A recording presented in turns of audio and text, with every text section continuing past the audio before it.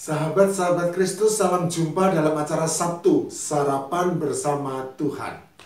Adapun menu sarapan hari ini diambil dari Lukas pasal 3 ayat 16. Yohanes menjawab dan berkata kepada semua orang itu, "Aku membaptis kamu dengan air, tetapi Ia, Yesus, yang lebih berkuasa daripadaku akan datang dan membuka tali kasutnya pun aku tidak layak. Ia akan membaptis kamu dengan Roh Kudus dan dengan api." Seorang jemaat bertanya kepada saya, "Pak, apa betul bahwa baptis percik yang biasa dilakukan oleh gereja kita tidak ada dalam Alkitab?" Seperti biasa dengan santai saya menjawab, "Memang betul, tetapi jangan lupa bahwa baptis selam dalam kolam renang atau kolam buatan yang biasa dilakukan oleh gereja lain juga tidak ada dalam Alkitab." Pertanyaan mengenai keabsahan baptis percik yang diajukan seorang jemaat kepada saya beberapa waktu yang lalu itu mungkin juga mewakili pertanyaan di benak kalian semua. Oleh karena itu saya akan mencoba menjawab dengan serius supaya kalian semua bisa memahami hal baptisan secara utuh. Kata membaptis sejatinya merupakan transliterasi dari kata kerja bahasa Yunani baptizo. Transliterasi ini kemungkinan besar untuk menghindari perdebatan mengenai terjemahan. Bagi yang belum tahu, saya beritahu bahwa transliterasi adalah penyalinan dengan penggantian huruf dari abjad yang satu ke abjad yang lain. Contoh, kata bahasa Inggris double yang dibaca double ditransliterasikan ke dalam bahasa Indonesia menjadi double dan diterjemahkan menjadi rangkap dua, lipat dua, dua sekaligus, kembar, bermain ganda, atau berpasangan. Jadi jelas bahwa transliterasi berbeda dengan terjemahan. Karena transliterasi hanya sekadar menyalin berdasarkan bunyi, sedangkan terjemahan berdasarkan makna. Oleh karena itu, untuk memahami kata kerja baptizo, maka sebisa mungkin kita harus mengetahui apa saja maknanya sesuai konteks kalimatnya. Jadi bukan sekadar melihat transliterasinya saja, melainkan juga terjemahannya. Kata kerja baptizo dipakai sebanyak 77 kali oleh para penulis Perjanjian Baru.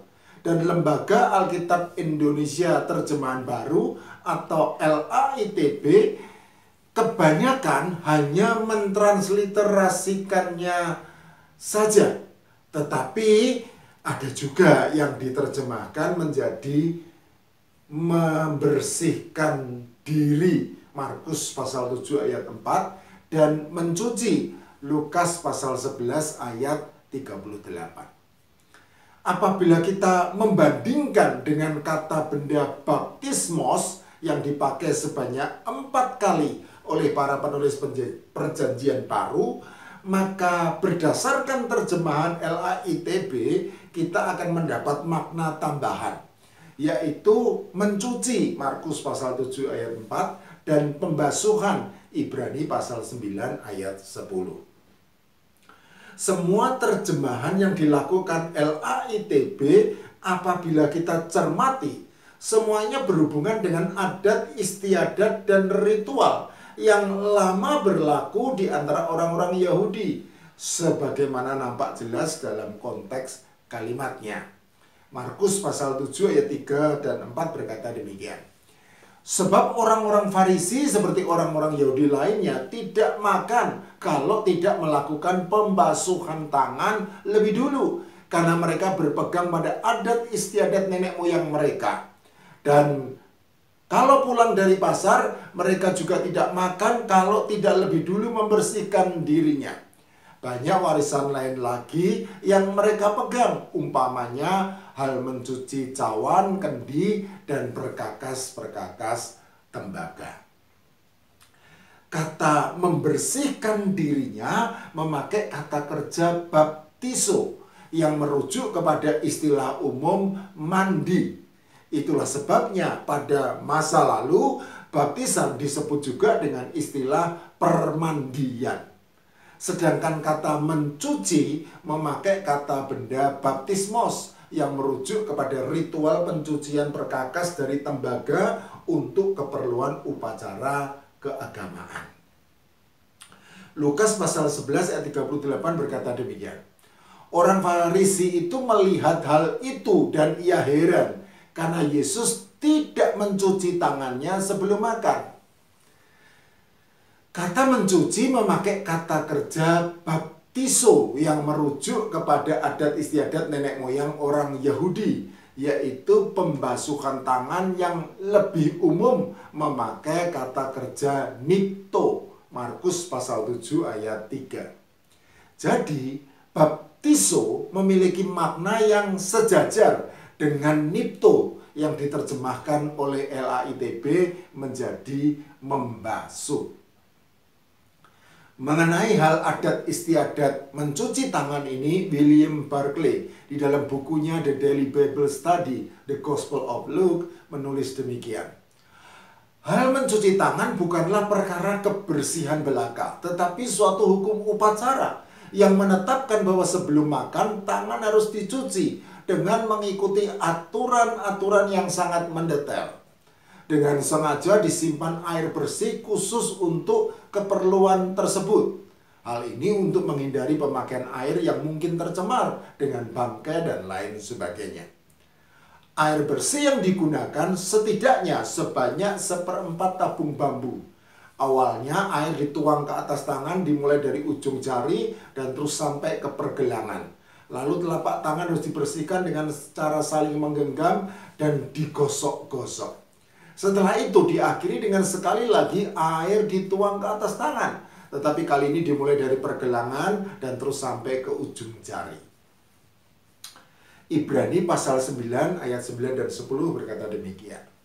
Itu adalah kiasan masa sekarang. Sesuai dengan itu dipersembahkan korban dan persembahan yang tidak dapat menyempurnakan mereka yang mempersembahkannya menurut hati nurani mereka.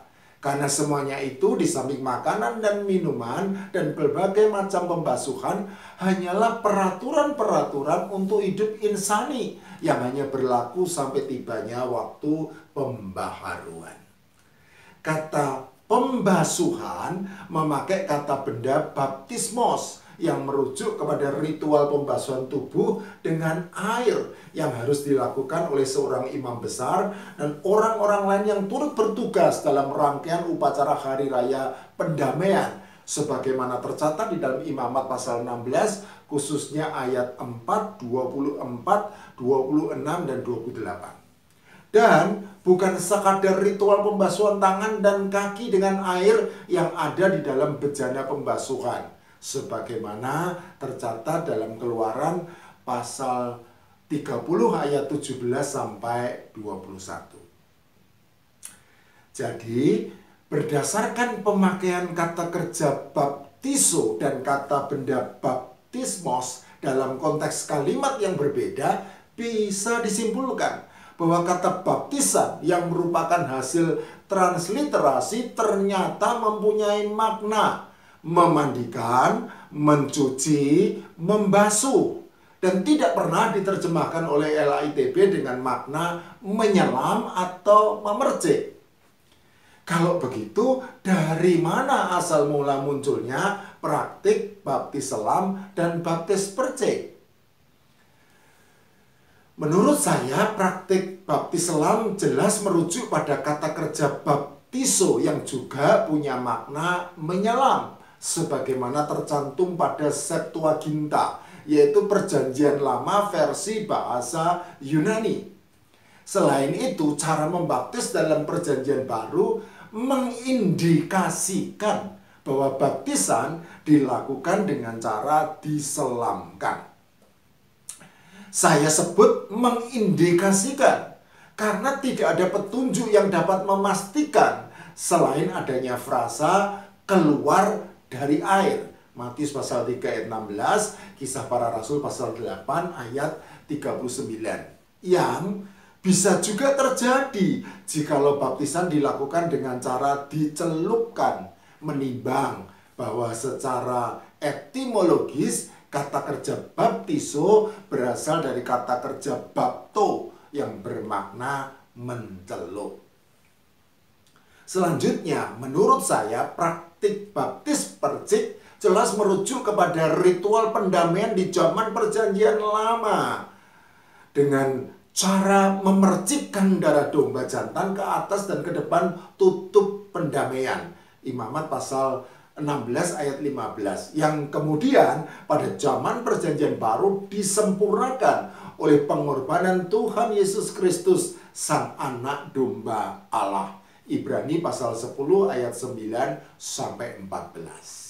Jadi boleh dikatakan bahwa praktik baptis selam maupun baptis percik sama-sama berdasarkan Alkitab.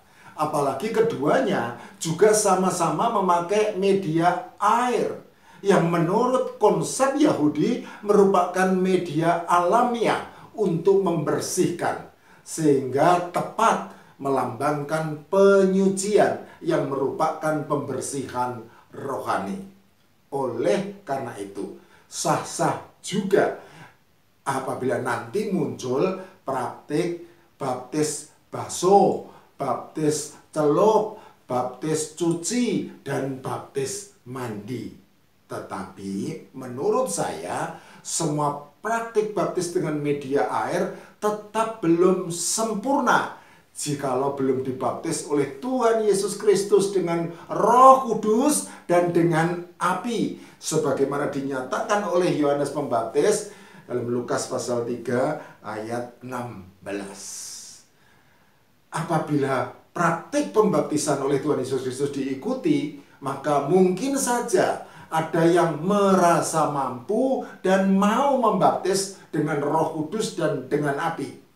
Tetapi saya menduga tidak ada yang mampu dan mau dibaptis dengan api.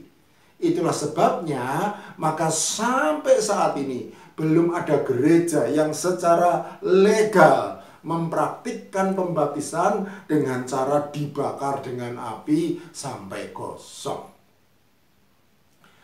Seorang yang bijak berkata demikian, jika jari menunjuk bulan, jangan perhatikan jarinya, tetapi perhatikan bulannya. Oleh karena itu, tidak penting apakah jari tersebut adalah jari jempol, jari telunjuk, jari tengah, jari manis, atau jari kelingking. Karena yang penting adalah apakah yang ditunjuk oleh jari tersebut. Sahabat-sahabat Kristus, nasihat yang bijak ini mengajarkan pentingnya memusatkan perhatian pada esensi dan bukan pada ekspresi. Hal ini berlaku juga dalam hal baptisan. Menurut saya, praktik baptis selam maupun baptis percik hanyalah sekadar cara membaptis yang ada di dalam wilayah ekspresi, yaitu jari yang menunjuk, dan bukan wilayah esensi, yaitu yang ditunjuk oleh jari. Kalau begitu, apa esensi baptisan? Sabar dulu ya, nanti akan saya jelaskan di Sabtu mendatang. Tuhan Yesus Kristus memberkati kita sekalian. Amin.